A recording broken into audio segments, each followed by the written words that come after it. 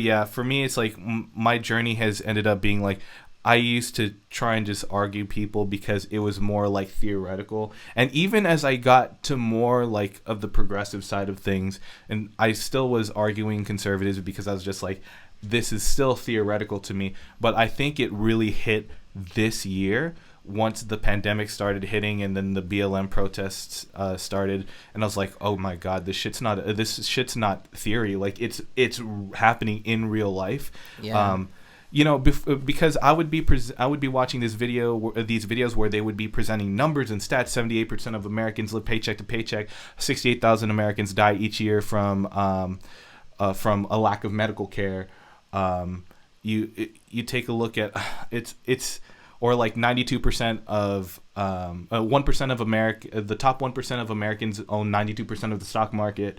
All of these numbers, and it just becomes like these are arguments and talking points that are just like theoretical. But once you see the footage and the images that show what is actually happening on the streets, especially in the last few months of BLM protests, and these protests are still going on now, then it becomes more real and unsettling. And I'm like, okay, this shit's not a joke. And I find myself even less able to argue with conservatives. My patience for that is significantly less because there's an emotional component now. 100%. And that's why, yeah. I feel like what is lacking in our political system and the talks is just there's a really scary lack of nuance though.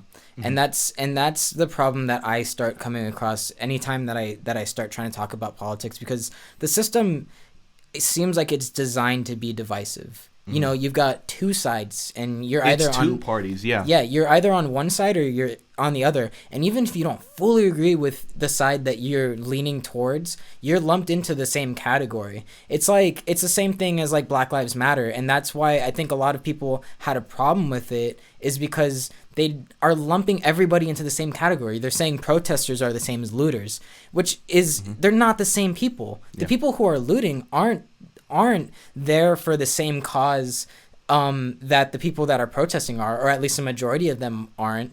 But you have conservatives who want to point that and say, oh shit, like, yeah, no, that is the problem. Like, look at what they're all doing. Like, you know, this movement is shit. And conversely, you have liberals who will point to any gun-toting friggin' person who is out there with an AR-15 because they want to get a haircut, and see, look, those stupid ass Republicans, this is what they're all about.